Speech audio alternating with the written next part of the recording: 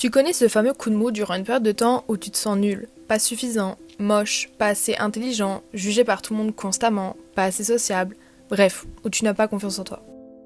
Si oui, t'inquiète, t'es pas le ou la seule dans cette situation. On y passe tous forcément. C'est un moment pénible de réflexion et de recherche profonde sur soi. Tu te demandes si c'est toi le problème, ou bien les autres, si tu t'auto-dévalorises ou si ton entourage a cet impact sur toi. Certains réussissent à se débarrasser de ces moments assez rapidement et d'autres sont encore dans cette période de temps et peuvent y rester jusque très tard. Ce serait mentir ou au contraire assez étonnant de dire que l'on est sorti de ce manque de confiance en soi pour toujours. Parce qu'en réalité, même la personne la plus confiante connaît ces moments de doute, de remise en question et de dévalorisation personnelle. De plus, on a cette capacité de passer une journée entière en faisant paraître une image confiante et sûre de nous-mêmes, n'affichant aucun complexe autour des gens. Mais une fois seul chez soi, on peut rester des heures devant notre miroir, à se rémunérer notre longue liste de complexes et d'insécurités dont les gens ignorent. Ces complexes d'ailleurs qui, généralement, surgissent à partir du moment où on nous en a fait la remarque. Mais je vais essayer de te rassurer en te disant que si un complexe apparaît, il peut disparaître avec un peu de travail sur soi. Alors si tu veux reprendre confiance en toi, que ce soit mentalement, socialement ou physiquement, je te dirais qu'il existe quelques petites astuces et phrases à te répéter assez souvent pour reprendre confiance en toi. Enfin, je devrais plutôt dire 10 étapes à accumuler et à mettre en place pour reprendre confiance en toi. Alors si ça t'intéresse, bienvenue dans cette nouvelle vidéo et viens en discuter avec moi. Hello, j'espère que vous allez toutes et toutes très bien. Sinon, et si besoin, mes commentaires et mes DM sont toujours ouverts. Aujourd'hui, je débute cette vidéo au naturel, comme vous pouvez le voir, avec des boutons, des imperfections, des rougeurs, bref, une peau quoi. Pour premièrement appuyer les propos du sujet de cette vidéo et me montrer pas forcément au top de ma confiance en moi physiquement, et pour vous prouver, pour vous montrer que derrière un maquillage fait, une coiffure faite, se cache un visage, une peau, des imperfections, de la matière quoi. Mais aussi deuxièmement pour vous faire un petit chit-chat make-up. Alors commençons par la première étape pour reprendre confiance en soi. Parallèlement, la première étape de mon maquillage c'est petite crème hydratante, labello, tout ça, j'ai déjà fait en sortant de la douche. Donc on commence direct par le teint. Alors la première étape c'est arrêter de se comparer aux autres. On veut toujours se comparer, on veut toujours faire mieux. Et ça c'est le gros problème de l'être humain. On se compare, on s'évalue, on se rabaisse aux autres. Alors qu'on devrait juste se valoriser en fait. Et je pense qu'au lieu de te comparer à une personne que t'envies ou qui t'inspire, tu devrais justement prendre des inspirations de cette personne mais pas forcément vouloir la recopier ou te comparer. Tire plutôt de l'inspiration, de la motivation de cette personne. Faut se dire que chaque personne est différente, chaque personne a ses atouts, chaque personne a ses handicaps et on ne pourra jamais être identique à quelqu'un d'autre. Alors autant prendre avantage d'un de tes atouts et d'en faire ta force, ton identité, ce qui te démarque en fait. Il y avait une citation un peu fleur bleue, je vous avoue que j'avais vue, mais qui m'a fait changer quand même un peu ma façon de penser. Soyez vous-même, les autres sont déjà pris. De Oscar Wilde. Donc ensuite on en vient à mon deuxième conseil qui est relié au fait de se comparer, c'est prendre du recul sur les réseaux. Aujourd'hui c'est tellement simple et rapide de se comparer aux personnes qu'on connaît même pas, qu'on n'a jamais rencontrées en personne, qu'on voit qu'à travers un écran. Et je pense qu'on le répétera jamais assez, mais vraiment les réseaux sociaux c'est pas du tout la vraie vie. Il faut se dire que absolument toutes les personnes publiques qui postent sur les réseaux sociaux montrent que l'aspect positif de leur vie, montrent que les meilleurs angles de vue, que ce soit de leur visage ou de leur corps, montrent que les moments drôles, montrent que vraiment l'aspect positif de leur vie, de leur propre personne, mais montrent très rarement l'aspect négatif. Et pour le peu de gens qui essayent de montrer l'aspect négatif, ça reste quand même pas le plus authentique, pas le plus proche de la réalité. Parce que je suis sûre, et moi la première, si une personne veut montrer une photo par exemple au naturel, ça sera jamais complètement naturel je pense. Les rares fois où par exemple je mets une photo dite au naturel, j'ai toujours un peu de mascara, un peu de correcteur sur un gros bouton qui me dérange. Faut vraiment pas se comparer et surtout pas sur les réseaux sociaux. Le pire truc à faire parce que c'est tellement pas la réalité. C'est comme si tu te comparais et que tu voulais atteindre un idéal qui n'existe même pas. Parce qu'aujourd'hui on est dans une ère, on est dans une course à la perfection et c'est fatigant vraiment. On veut toujours être plus, on veut être la personne la plus intelligente, la personne la plus belle, la personne la plus cultivée, la personne la plus douée, la plus forte, la plus musclée. On veut toujours plus, on veut toujours être la personne au-dessus des autres, mais juste sois toi-même en fait. Parce que dans tout ça parfois on en oublie vraiment la vraie vie, le vrai aspect de la vie, c'est pas d'être le plus beau, la plus belle, machin. c'est vraiment d'être soi-même, d'être épanoui avec nous-mêmes. Il n'y a pas très longtemps, j'ai vraiment involontairement fait une cure de réseau pendant bien 5 jours, ouais. Et sur le moment, je me suis pas rendu compte de l'effet positif. Vraiment, honnêtement, faut pas faire genre ouais, j'ai lâché mon téléphone, j'ai senti que je révivais machin. Honnêtement, j'ai pas vu la différence, que déjà c'était vraiment pas volontaire quoi, c'est juste que j'étais occupée donc j'allais pas forcément sur mon téléphone. Mais j'ai vu la différence qu'après du coup, je suis retournée sur les réseaux sociaux. J'ai vu des photos, ça m'a fait un déclic. Je me suis dit, mais attends, mais les 5 jours que j'ai passés là, entourée de personnes, aucune des personnes ne ressemble vraiment à ça dans la vraie vie. Je voyais des amis à moi dans la vraie vie, et après j'ai vu leurs photos sur Insta, j'étais là en mode, mais même mes potes sont des fakes, même moi-même je suis une propre fake sur mon propre Insta. On doit vraiment relâcher la pression, arrêter de vouloir être parfait comme le reflètent les réseaux sociaux. Je pourrais vraiment parler pendant très longtemps de la toxicité des réseaux sociaux, mais je pense que j'en ferai une vidéo un peu plus approfondie un jour. Ensuite, la troisième étape, là c'est pas forcément pour la confiance physique, mais la confiance en soi, en général, autour des gens. Arrêtez de penser que tout le monde vous déteste. Généralement, quand on manque de confiance en soi, c'est parce qu'on pense que les gens vont pas nous apprécier, qu'on a quelque chose à se reprocher. Donc on projette son autocritique sur les autres. Si moi je me trouve ennuyante, on pense que les autres vont me trouver ennuyante, tu vois. Alors que non, des fois vraiment on pense qu'un tel ou un tel nous déteste, alors que on n'a aucune raison de penser ça, vraiment on n'a aucune raison fondée de penser que cette personne nous déteste. Enfin après, déteste, c'est un grand mot vraiment,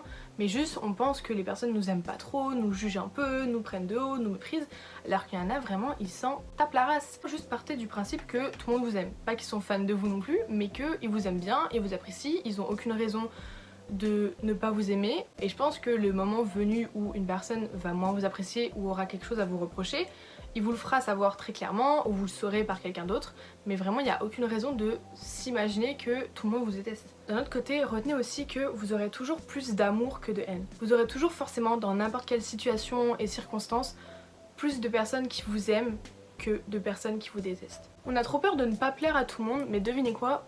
On peut pas plaire à tout le monde. C'est vraiment la loi de l'univers, c'est vraiment un truc tout simple, mais en tant qu'humain, tu ne peux pas t'entendre avec tout le monde, tu peux pas avoir des opinions similaires à tout le monde. Que ce soit des conflits d'intérêts, des conflits d'opinions, des conflits d'idées, des conflits de convictions, on a tous et toutes des opinions différentes qui fait qu'on est humainement pas capable de s'entendre avec tout le monde. Donc tu auras forcément un jour des relations un peu plus tendues avec les gens. Et pareil de l'autre sens, il y aura toujours des gens qui seront un peu plus tendus avec toi, un peu plus réticents parce que t'as pas les mêmes convictions que lui, et c'est ok. Si quelqu'un t'apprécie pas trop ou quoi que ce soit, ne le prends pas trop personnellement. C'est pas toi en tant que personne qui n'apprécie pas ou avec qui ils ont un peu plus de réticence, un peu plus de difficultés, c'est vraiment tes opinions peut-être, et c'est pas grave. Si tout le monde serait pareil et si tout le monde s'entendait bien, on se ferait sacrément chier. Et donc il y a un passage d'un de mes livres préférés, Les 4 accords Toltec de John Miguel Ruiz, qui dit « Quoi qu'il arrive, n'en faites pas une affaire personnelle, vous n'êtes pas responsable des actions d'autrui. Ce que les autres disent et font est une projection de leur propre réalité, donc leur propre manière de penser, leur propre façon d'avoir été éduqués, etc.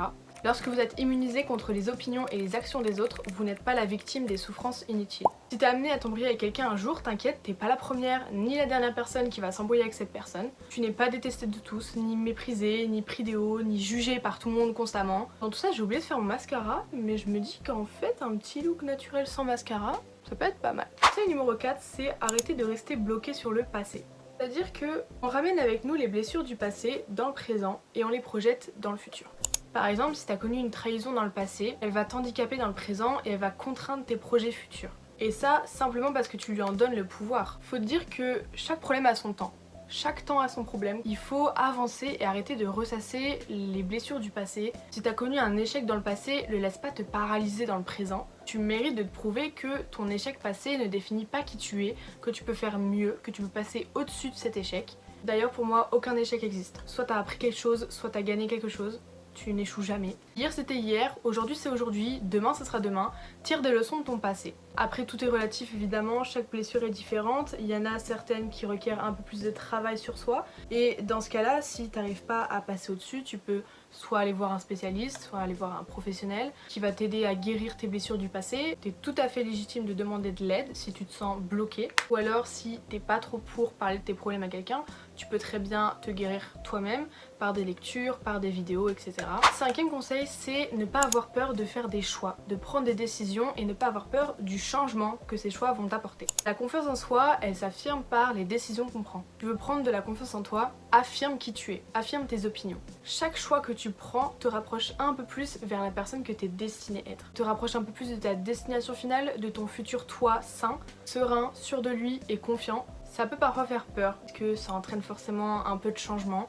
Et le changement, ça peut être déstabilisant, ça peut faire peur, mais tout changement apporte que du positif. Tout changement te mène à avancer dans la vie, et c'est le but. Le but, c'est pas de stagner, c'est d'avancer, de s'améliorer et de se développer. Pour mieux comprendre mes propos sur le fait que le changement c'est positif, que ta destinée t'attend, il faut que tu bouges, vous pouvez lire le livre que j'ai lu très récemment, c'est L'Alchimiste de Paulo Coelho. Il m'a inspiré pour cette étape-là de la vidéo.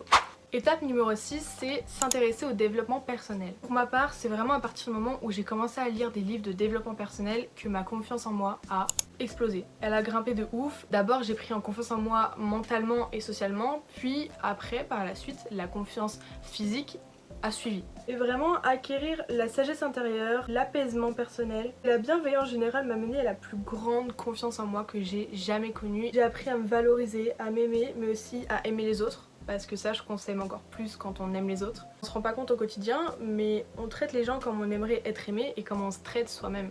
C'est-à-dire que si on s'aime pas, on n'aimera pas les gens. Si tu te rabaisses, tu rabaisseras les gens. Et c'est pour ça qu'on dit que souvent les personnes qui harcèlent, c'est des personnes qui sont mal dans leur peau. Et donc voilà, je trouve que le développement personnel, c'est vraiment le plus bénéfique pour la confiance en soi. Ça t'apprend plein de choses sur toi-même. T'es beaucoup plus sûr de qui tu es, tu peux plus l'affirmer. Si j'ai quelques livres à te conseiller niveau développement personnel, c'est bien évidemment tous les livres de Don Miguel Ruiz. Ces livres sont géniaux. Il y a aussi les vidéos YouTube de The Wizard Liz, je crois, qui parlent beaucoup de confiance en soi. Et ouais, le développement personnel, c'est vraiment une activité, enfin de la lecture que j'adore. On en vient du coup à l'étape numéro 7, c'est trouver une activité ou trouver un environnement dans lequel tu te sens bien, dans lequel tu te sens utile, dans lequel tu te sens confiant. Rien de pire pour la confiance en soi que d'être dans un environnement qui te valorise pas forcément, dans lequel tu te sens pas forcément utile et épanoui surtout. Si ton entourage ne correspond plus à qui tu veux être, à ce que tu projettes, te sens pas coupable de le remplacer. Alors après, c'est pas forcément l'entourage le coupable, donc t'es pas obligé de changer ton entourage ou quoi que ce soit pour gagner en confiance en toi. Parfois je trouve que faire un peu le tri dans son entourage, c'est toujours un petit plus pour sa confiance en soi. Il y a une citation qui dit, alors c'est une citation vraiment très cliché que je pense t'as déjà vu sur TikTok: quand une fleur ne fleurit pas, on change l'environnement dans lequel elle pousse et non pas la fleur. Soyons quand même un peu réalistes, c'est pas toujours simple de changer son entourage comme ça. Si tu veux quand même un moyen de t'évader, trouve-toi une activité qui te fait sentir bien, apaisé, confiant, où tu te sens doué dans ce que tu fais. Que ce soit lire, jouer du piano, faire du foot, chanter, peindre, le maquillage artistique, peu importe tant que tu te sens doué en le pratiquant. Trouve-toi une petite activité où c'est ton moment, c'est ton petit temps à toi, où tu te sens bien et où tu prends soin de toi. L'étape numéro 8, c'est prendre soin de toi. Que ce soit faire ta skincare, faire du sport, faire tes cheveux, trouver ton style vestimentaire dans lequel tu te sens bien, confortable, tu te sens toi-même. Prends soin de ton image, affirme tes goûts. On arrive à la fin avec la 9e étape, c'est ne pas s'excuser d'exister. Oser imposer sa présence, faire la conversation, ne pas montrer que t'es mal à l'aise, être à l'aise avec toi-même et autour des gens. Affirme-toi dans la pièce, sans forcément t'imposer ou être envahissante. T'as le droit de discuter de tes idées, de tes opinions avec les gens. Petite astuce aussi pour être confiant lors d'une discussion, entame la discussion en premier. Comme ça, c'est toi qui mènes un peu le fil de la discussion, tu vois. C'est toi qui choisis où est-ce que la discussion va aller. Surtout, maintiens le eye contact quand tu parles avec quelqu'un. Là, on part un peu trop dans les conseils genre de TikTok, genre quand tu rentres dans une pièce, reste droite, analyse la pièce, ferme la porte en restant droite. C'est pas ce qu'on veut. Tout ce qu'on veut surtout, c'est la 10e étape. Fake it till you make it.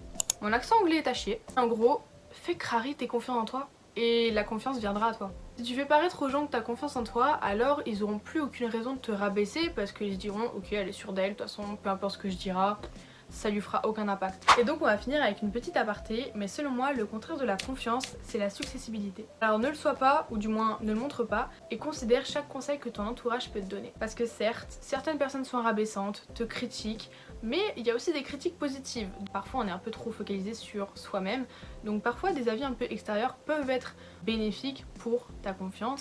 Me voilà donc prête. En ce moment je suis dans ma période prendre confiance en mes cheveux. On avance tous à notre rythme. J'espère que cette vidéo t'aura plu, t'aura remarqué un petit progrès de montage. J'essaye de m'améliorer et d'apporter un peu de frais dans chaque nouvelle vidéo. Je vous dis à la prochaine dans une nouvelle vidéo. Prenez soin de vous.